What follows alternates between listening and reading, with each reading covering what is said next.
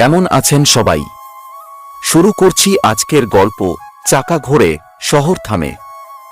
এই শহর ছুটছে সব সময়, কখনো দৌড়ে, কখনো হাঁটতে হাঁটতে।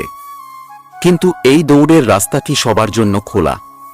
আমরা অনেক কিছু দেখি, কিন্তু অনেক কিছু দেখি না। এই শহরে প্রতিদিন হাজার হাজার মানুষ হুইল চেয়ার নিয়ে চলাফেরা করেন। কেউ স্কুলে যেতে চায়, কেউ অফিসে, কেউ শুধু একটু আকাশ দেখতে চায়। কিন্তু তাদের পথ কি আমাদের মতোই সহজ? এই গল্প তাদের, যারা প্রতিদিন লড়ে যান ইট পাথরের শহরে একটু সমান জায়গার খোঁজে।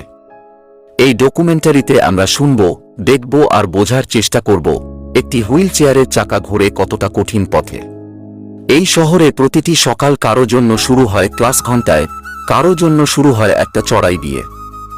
রায়হান 13 বছর বয়স। সে স্কুলে যায়, স্বপ্ন দেখে বড় হয়ে বিজ্ঞানী হবে।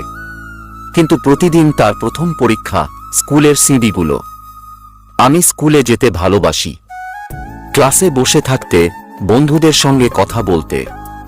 কিন্তু যেদিন মা অসুস্থ থাকেন, আমি স্কুলে যেতে পারি না, কারণ আমার জন্য কোনো র্যাম্প নেই। স্কুলের পাঠ্যপুস্তকে লেখা আছে সবার জন্য শিক্ষা, কিন্তু যাদের চলার পথেই বাধা, তারা ক্লাসে পৌঁছাবে কিভাবে? আমার শুধু দরকার একটা র্যাম্প, যাতে আমি মাকে কষ্ট না দিয়ে নিজে স্কুলে ঢুকতে পারি। আমি কেবল একজন ছেলেই তো, বাকিদের মতো। এই অংশের মাধ্যমে দর্শক রায়হানকে চিনে ফেলে। সে সংগ্রামী, সাহসী, কিন্তু সবার মতোই স্বাভাবিক জীবন চায়।